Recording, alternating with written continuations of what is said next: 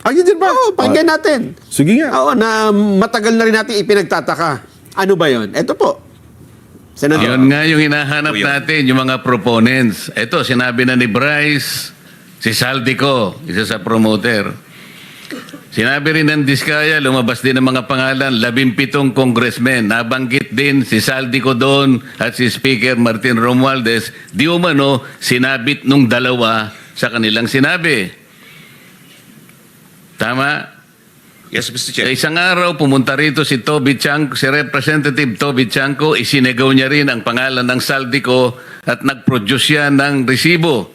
Napakahaba ng resibo. 2 probinsya lang, makikita mo yung pangalan ni Saldico. Halos pangalan niyang nakalagay doon na proponent 13.8 billion pesos. Magtataka ka dito, yung kanyang kumpanya na SunWest, wala man lang dito para umpisahan nating tanungin. Di ba kayo nagtataka kung bakit gano'n? Di ko sinasabi na hindi natin tanungin kung sino-sino. Meron dyan na, anong pangalan mo? Sims ka ba? Merong Diskaya, merong kung sino-sino.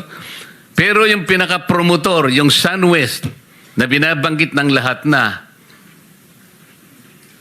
di ba natin siya tatanungin? So, yun ang pinagtataka na Sandante. Tinanong pa nga niya, asan ba yung chairman natin dito? Anong time ata yun? Wala. Nang natira si, natira Erwin. si Vice Chair Erwin Tulfo. Ayan nga. Oho. Oo. So wala pa malinaw. Eh, wala pa.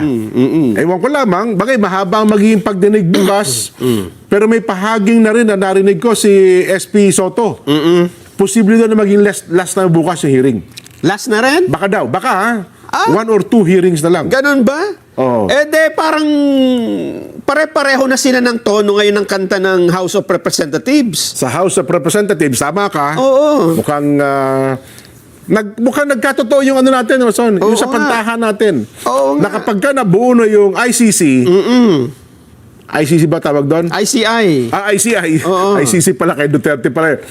Ay baka mag-giveaway na ang mga malalaking investigasyon na sinasagawa sa ating bansa. May kinalaman dito sa flood control anomaly.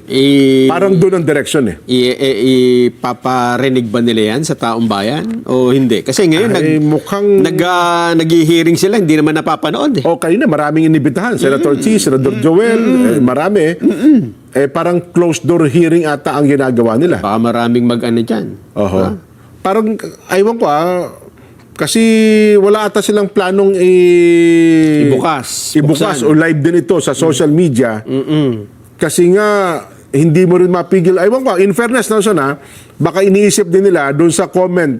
Bagay, pwede siguro nilang i-disable na lang yung comment. Kasi daming sa comment.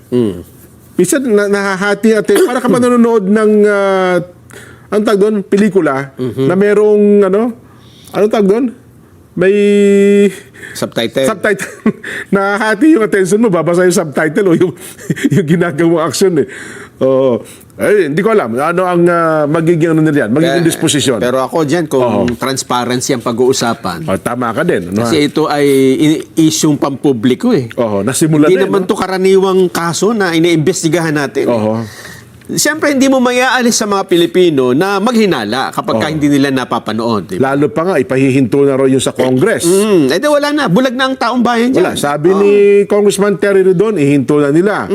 At well, kung matutuloy naman sa Senate, sabi ni SP, ay 1 o 2 na lamang, ay ihihinto na rin daw po nila.